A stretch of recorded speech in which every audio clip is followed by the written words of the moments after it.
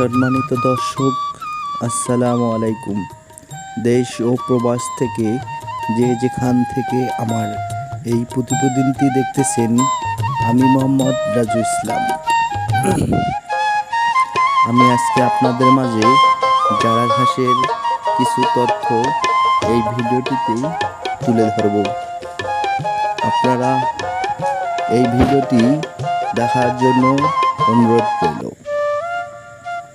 জারা ঘাস কিভাবে কাটবেন, জারা ঘাস কতদিন পর একটা পরিপক্ক কাটিং হয়, সম্পূর্ণই এই ভিডিওটিতে আমি আজকে তুলে ধরব।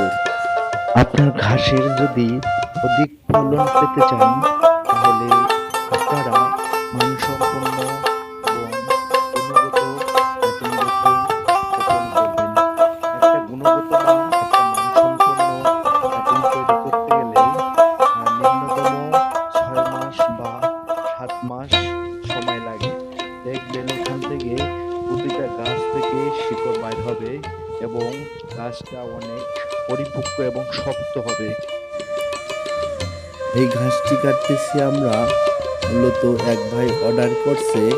অর্ডারকৃত ভাইদের ঘাস বা কাটিং আমরা প্রস্তুত করতেছি। আপনারাও চাইলে আমার এই কাটিংটি আপনার খামারের জন্য রোপণ করতে পারেন। আমার সঙ্গে যোগাযোগ করতে পারেন। আমার নাম্বার 01311884586। আমি এখন দেখাবো 2